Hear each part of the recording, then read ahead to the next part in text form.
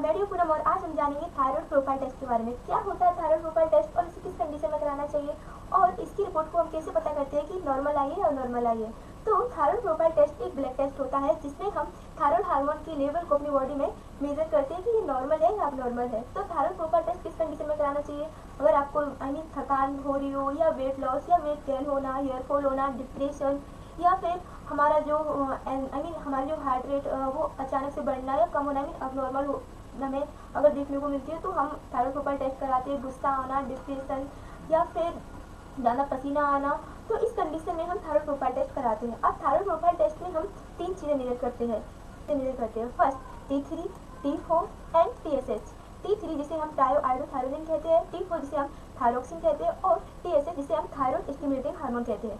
T3 क्या करता है? इसे हम एक्टिव हार्मोन कहते हैं। ये हमारे ब्लड मेटाबॉलिज्म को रेगुलेट करता है और इसमें क्या करता है? ये एनर्जी और हमारे बॉडी वेट के लिए रिस्पॉन्सिबल होता है। कैसे क्या? ये ब्लड में होता है तो ये मेटाबॉलिज्म को रेगुलेट करता है। कितना फास्ट होना है या कितना स्लो होना है, तो ये हमारा T3 हार्मोन करता है। इसकी जो नॉर्मल रेंज होती है वो कितनी है? इसकी जो नॉर्मल रेंज होती है वो होती है हमारी 80 to 200 नैनोग्राम पर डेसीलीटर होती है। यहाँ जो पेशेंट के जो रिपोर्ट है वो यहाँ ये वैल्यू दी गई है। मीन्स यहाँ इसका T3 है वो कम आया है। सेकेंड होता है हमारा T4 जिसे हम थायरोक्सिन कहते हैं। ये क्या करता है? ये हमारा स्टोरेज फॉर्म होता है। ये जो T3 होता है वो T3 होता है स्टोरेज फॉर्म होता है, ये बाद में T3 में कन्वर्ट हो जाता है और ये किसके लिए रिस्पॉन्सिबल होता है? ये हमारी बॉडी ग्रोथ के लिए और बॉडी टेम्परेचर को कंट्रोल करता है हमारा T3 थायरोक्सिन हार्मोन। इसकी जो नॉर्मल रेंज होती है वो हमारी 5 to 12 माइक्रोग्राम पर डेसीलीटर होती है।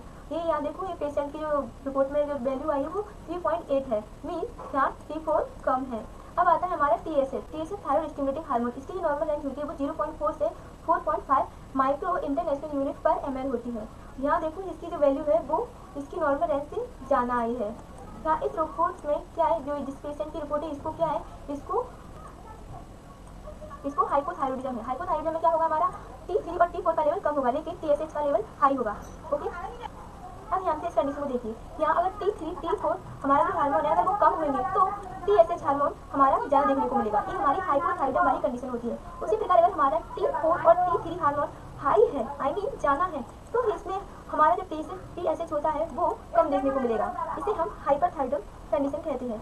हाइपरथायरॉयडिज्म कंडीशन कहते हैं। ओके, आई होप कि आपको वीडियो समझ में आई होगी एंड थैंक यू।